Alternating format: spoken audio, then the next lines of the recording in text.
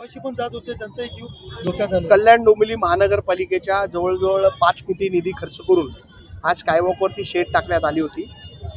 खाजगी विकासाकडनं ही बिल्डिंगचं तोडकाम करताना आज इथे मोठ्या प्रमाणात शेड कोसळलेले आपण बघत असाल.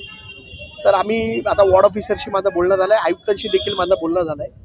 ही शेड अतिशय महत्त्वाची होती आणि ही बिल्डिंग तोडताना यावरून मोठ्या प्रमाणात प्रवासी देखील येत असतात. त्यांच्या जीवितास देखील धोका निर्माण झाला होता.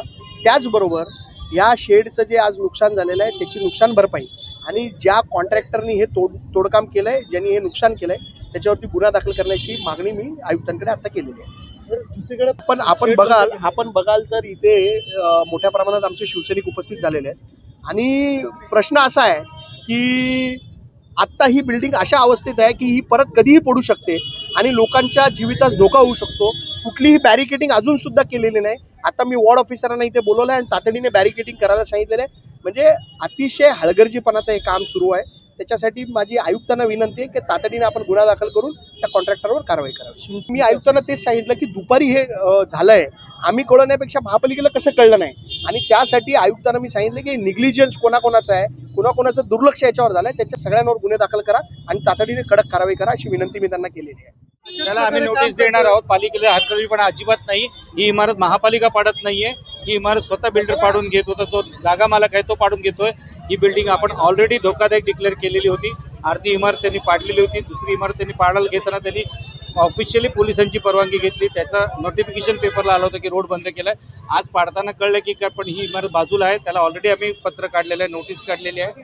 त्याच्यात जो काही गुन्हा करायचा आहे दाखल आयुक्तांच्या सल्ल्याने आम्ही ती पुढची कारवाई करणार आहोत. ग्रीन कार्पेट बाजूला लावून त्याबद्दल जी आहे त्याबद्दल आम्ही त्यांना नोटीस देणार आहोत. ही कार्पेट जे म्हणजे इमारत पाडताना धूळ प्रतिबंधक जी कारवाई आहे ती केलेली नाही, त्याच्याबद्दल आम्ही त्यांना नोटीस इश्यू करणार.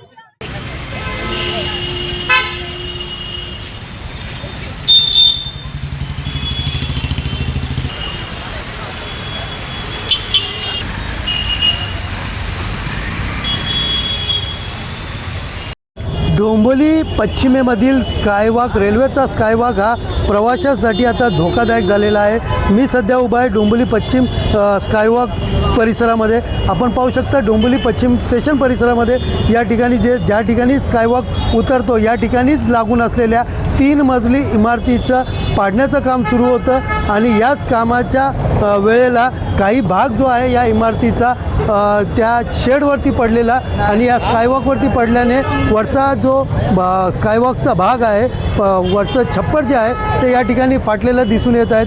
सुदैवाने त्यावेळेला कुठलीही जीवितहानी झाली नाही. मात्र आपण सध्या पाहिलं तरी विकासकाकडनं कुठलीही काळजी न घेतल्याचं चित्र या ठिकाणी दिसून येत आहे. तर कुठली इमारत तोडत असताना, पाडत असताना बाजूला ग्रीन कार्पेट लावायचा असतो, मात्र तो न लावता या ठिकाणी अर्धी इमारत पाडून या ठिकाणी जैसेच्या तैसे या ठिकाणी ठेवण्यात आलेलं आहे. आपण पाहू शकता या ठिकाणी जी इमारत तोडलेली आहे त्याचा काही भाग या ठिकाणी लटकत आहे आणि या ठिकाणहून अनेक प्रवासी जे आहेत ते संध्याकाळी घरी परतणारे चाकरमाने असतील, रेल्वे प्रवासी असतील, हे या ठिकाणून जाताना दिसतात.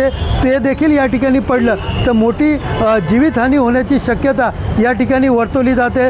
सध्या आपण पाहू शकतो की या ठिकाणी जे प्रवासी असतील चाकरमाने असतील या ठिकाणी परतताना दिसतात.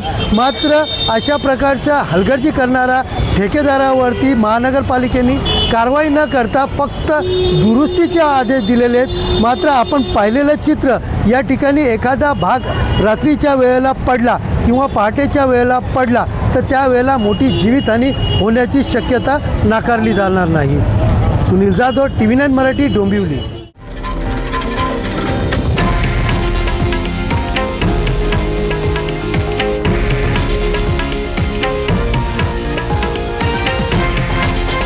हे आहे देशातील नंबर 1 न्यूज नेटवर्क आणि आपण पाहत आहात TV9 मराठी, एकमेव.